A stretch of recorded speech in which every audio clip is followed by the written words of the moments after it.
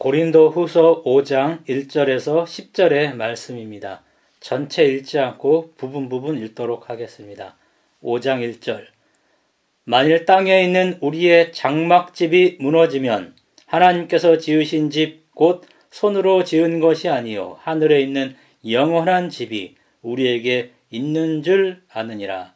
참으로 우리가 여기 있어 탄식하며 하늘로부터 오는 우리 처소로 덧입기를 간절히 사모하노라. 4절. 참으로 이 장막에 있는 우리가 짐진 것 같이 탄식하는 것은 벗고자 함이 아니요 오직 덧입고자 함이니 죽을 것이 생명에 삼킨 바 되게 하려 함이라. 8절입니다. 우리가 담대하여 원하는 바는 차라리 몸을 떠나 주와 함께 있는 그것이라. 9절. 그런즉 우리는 몸으로 있든지 떠나든지 주를 기쁘시게 하는 자, 주를 기쁘시게 하는 자가 되기를 힘쓰노라. 무엇을 간절히 희망하면서 사는가요? 무엇을 열망하면서 사는가요? 바울은 오늘 본문에서 불멸의 몸으로 덧입혀지는 것을 원했습니다. 그는 주님을 대면하여 보는 것을 원했습니다. 고린도후서 5장 9절에서는 바울이 열망했던 삶은 결론적으로 주를 기쁘시게 하는 자가 되는 것이었습니다. 오늘 본문에서 1절 4절에 나오는 장막, 6절 8절 10절에 나오는 몸, 이것은 같은 것입니다. 여기에 하나님께서 지은 하늘에 있는 영원한 집, 영원한 처소가 덧입혀져서 죽을 것이 생명에게 삼킨 바 되게 하기를 원한다고 4절에 나옵니다. 장막은 나약합니다. 쉽게 파괴됩니다. 일시적인 것을 나타내는 단어입니다. 장막 만드는 일을 하는 바울은 썩을 몸, 죽을 몸, 이것을 장막에 비유했습니다. 베드로서 1장 13절 14절에서 사람의 몸을 장막에 비유했습니다. 요한도 요한복음 1장 14절에서 예수님의 성육신을 장막치는 것으로 설명했습니다.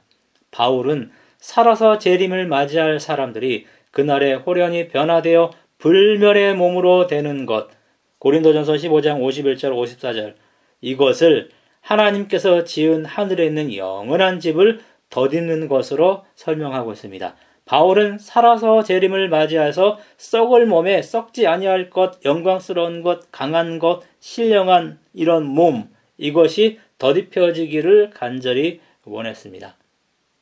우리 몸은 점점 더 약해져 갑니다. 우리의 속, 다른 말로 영과 혼은 날로 새로워지지만은 우리의 겉사람, 우리의 몸은 낡아진다고 고린도후서 4장 16절에 데살로니가전서 5장 23절에 말하고 있습니다. 나이가 들수록 몸은 약해지고 병들어 갑니다. 저나 여러분이나 다 몸에 문제를 가지고 있습니다. 다 몸에 아픈 곳이 있어서 그 연약함 때문에 탄식합니다. 바울도 육체의 연약함 때문에 탄식하고 고생한 내용이 고린도서 12장 7절에 나옵니다. 저는 예전에 마라톤 하다가 그랬고 또 축구 하다가 무릎을 다쳐서 몇 달 동안 탄식했던 적이 있었습니다. 그 이후로 2가지 운동을 접었습니다. 그 다음에 공휴일에 테니스를 많이 하고 또 힘들어서 집에 와서 누워서 앓는 소리를 많이 했습니다. 우리가 나이가 들수록 재림의 날까지, 내가 죽는 그날까지 낡아져가는 내 이 썩을 몸 때문에 오는 탄식, 이것을 점점 더 많이 하게 될 것입니다. 이 세상에서 탄식하는 이유가 있어요. 돈이 없으면 탄식합니다. 몸이 아프면 탄식합니다. 로마서 8장 23절. 자기 죄의 본성 때문에 탄식합니다. 로마서 7장 24절.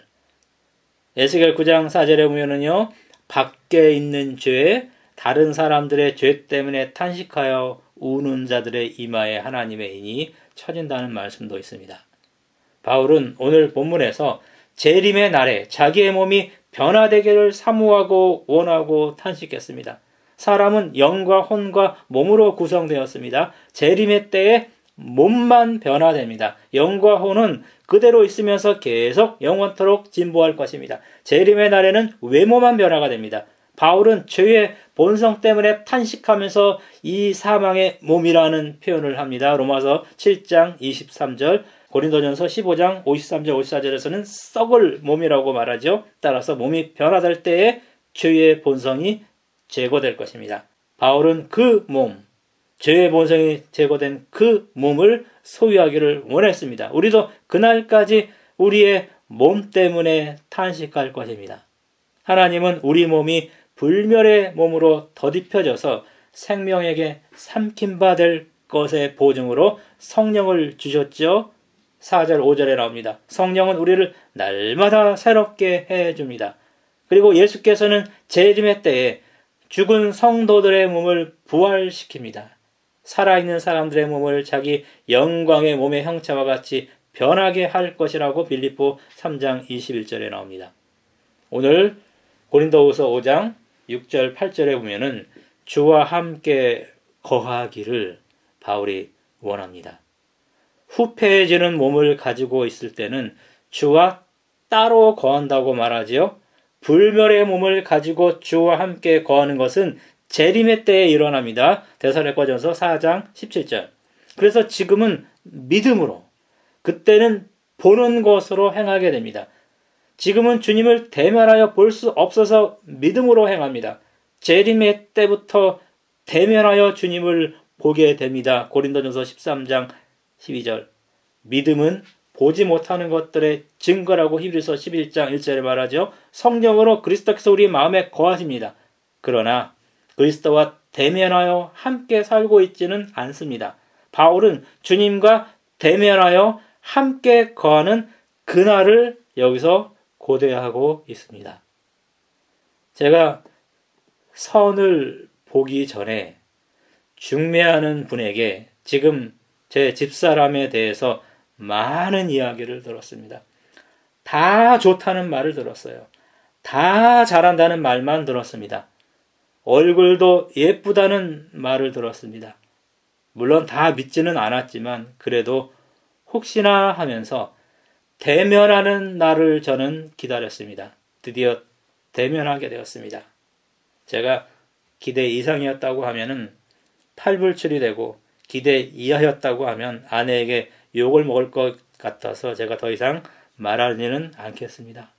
우리는 예수님을 보지 못하고 믿는 자들이죠. 요한복음 20장 29절. 지금까지 예수님의 이야기를 많이 들었습니다. 앞으로 더 많이 들을 것입니다. 그러다가 그분을 대면하게 될 것입니다. 우리는 그날을 고대하고 있습니다. 그때의 기대 이상일 것이 분명합니다. 지금은 그분과 비대면으로 따로 거한다고 바울이 여기서 말합니다. 지금은 성령을 통해 예수님과 함께합니다. 성경과 기도와 묵상으로 그분과 교제합니다. 물론 바울은 예수님의 소리를 직접 듣고 예수님과 대화했고 그분의 모습, 빛으로 나타난 그분의 모습을 보았습니다. 사도행전에 그 기록이 나옵니다. 부활한 예수님이 맨 마지막에 바울에게 자신을 보였다고 고린도전서 15장 8절에 말합니다. 이것은 잠깐의 경험이었습니다. 바울은 대면하여 주와 함께 거하는 것을 원했습니다. 여기 주와 함께라는 8절의 이 표현은요, 두 사람의 가까운 상호관계를 의미합니다. 주님과 친밀하고 밀접한 관계 속에서 함께 거하는 그날을 고대하는 것입니다. 문법적으로는 척도의 부사적 용법이라 이렇게 우리가 설명할 수 있습니다. 주님과 대면하여 교제하기 때문에 그때는 더 친밀한 교제가 있을 것입니다. 9절 10절에 보면은 주를 기쁘시게 하는 자라는 표현이 나옵니다. 공동 번역은 9절을 육체에 머물러 있든지 떠나서 주님 곁에 가 있든지 오직 그분을 기쁘게 해드리는 일만이 우리의 소원입니다. 이렇게 번역했습니다. 자신을 기쁘게 하는 삶이 있습니다. 사람들을 기쁘게 하는 삶이 있어요. 그 대신에 주님을 기쁘게 하는 삶을 살아야 합니다. 그리스도께서는 자기를 기쁘게 하지 아니하셨다고 로마서 15장 3절에 나옵니다. 늘 하나님을 기쁘게 하는 삶을 사셨습니다. 예수님처럼 살아가려고 노력하고 애써야 하는 것입니다. 성경에 기쁘게 하다라는 이 헬라어 단어가 여러 곳에서 사용이 되었습니다. 바울은 주께 기쁘시게 할 것이 무엇인가 시험하여 보라고 에베소 5장 10절에 말합니다. 바울은 하나님께서 그 앞에 즐거운 것을 예수 그리스도로 말미암아 우리 속에서 이루시기를 간구한다고 히브리서 13장 21절에 말합니다. 성경에 하나님을 기쁘게 하는 것들이 있습니다. 에베소 5장 9절 11절에 보면은 빛의 열매로 사는 것이에요. 빌립보 교인들이 물질로 바울을 도운 것, 빌립보 4장 18절, 이것이 하나님을 기쁘게 했던 것입니다. 자녀들이 모든 일에 그들의 부모에게 순종하는 것이 하나님을 기쁘게 하는 것이라고 골로새 3장 20절에 말합니다. 자신을 산제사로 하나님께 드리는 것, 로마서 12장 1절, 이것도 하나님을 기쁘게 해드리는 것입니다. 성령 안에서 의와 평강과 희락으로서 그리스도를 섬기는 자들, 로마서 14장 18절, 이런 사람들이 하나님을 기쁘게 해드리는 것입니다. 찬미하고 선행을 하고 서로 나누어주는 것, 히브리서 13장 15절 16절에 나옵니다. 이것도 하나님을 기쁘게 해드리는 것이죠. 또 히브리서 11장 5절 6절과 창세기 5장 22절에 보면은 믿음으로 하나님과 동행하는 것, 이것이 하나님을 기쁘게 해드리는 것입니다. 저는 이 마지막 것을 강조하기를 원합니다. 바울은 살아서 재림을 맞이해서 승천하기를 간절히 원했습니다. 구약의 에녹, 그리고 불수레를 타고 승천한 엘리야가 그런 경험을 했습니다. 이들은 살아서 재림을 맞이해서 승천할 사람들을 대표합니다. 히브리서 11장 5절에서 에녹이 옮기우기 전에 하나님을 기쁘시게 했다라는 표현이 나옵니다. 이어서 다음 절에 믿음이 없이는 하나님을 기쁘시게 하지 못하나니 하나님께 나아가는 자는 반드시 그가 계신 것과 또한 그가 자기를 찾는 자들에게 상 주시는 이심을 믿어야 할지니라라고 말합니다. 창세기 5장 24절에서 하나님과 동행하더니 하나님이 그를 데려갔다고 말하죠. 히브리서 11장 5절 6절에서 기쁘게 하다라는 이 단어는 히브리어 동행하다라는 할라크, 창세기 5장 24절과 6장 9절에 나옵니다. 할라크라는 이 동사와 평행합니다. 히브리어 할라크는 단순히 같이 갔다라는 뜻이 아니에요.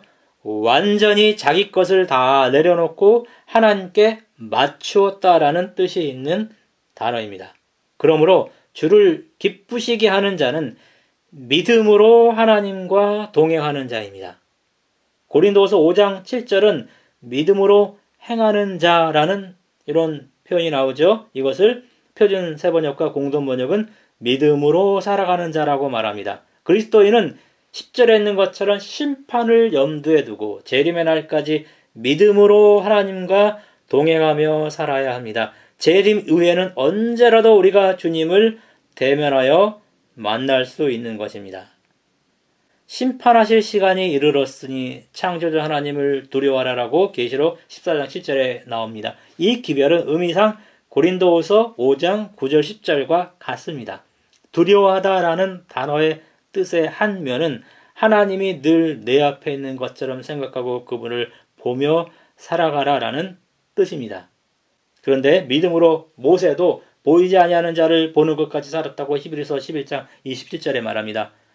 마태복음 5장 8절에는 마음이 청결한 자, 그들의 특징 중 하나는 그들이 이 세상에서 하나님이 그들의 눈앞에 있는 것처럼 그분을 보면서 사는 것입니다. 그들은 장차 하늘에서 그분을 대면할 것입니다. 우리도 에녹처럼 모세처럼 다윗처럼 마음이 청결한 자들처럼 눈에 보이지 않는 하나님을 보는 것처럼 믿음으로 살아갈 수 있습니다. 주님이 마치 내 눈앞에 계신 것처럼 생각하고 살아가는 삶이 믿음으로 주님과 동행하는 것입니다. 이것이 하나님을 두려워하는 삶이에요.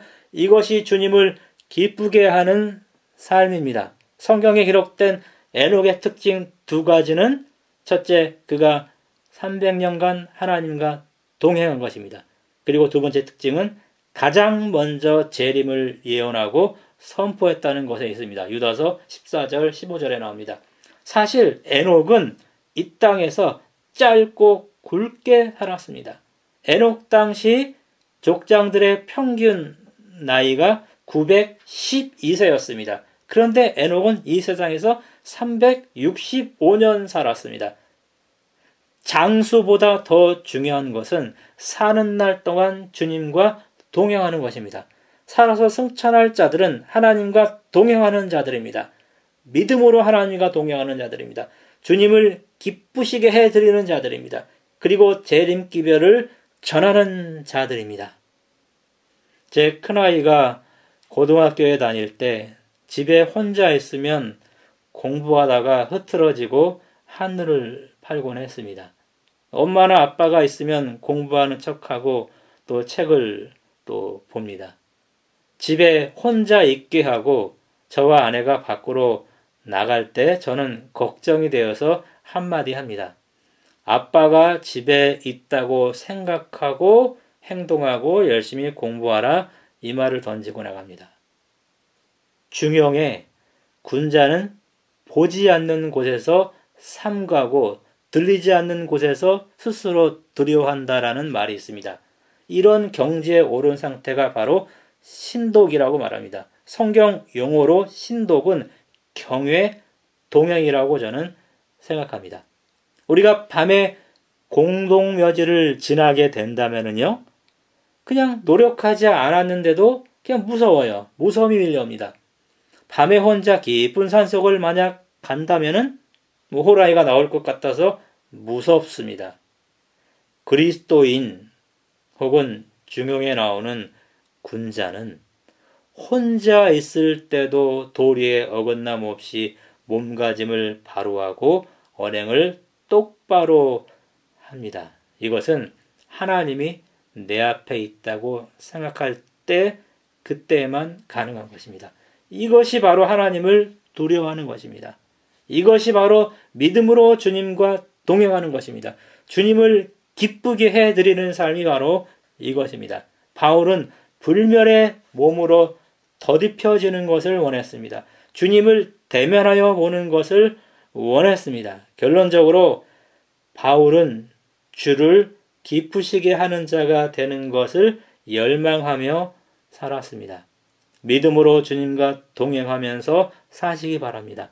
주님을 두려워하는 삶을 사시기 바랍니다. 이것이 바로 주를 기쁘시게 하는 삶입니다. 이런 사람들이 장차 불멸의 몸으로 주님을 대면하면서 살게 될 것입니다. 이러한 축복에 다 참여하시는 우리 모든 성도 되기 바라면서 말씀 마치겠습니다.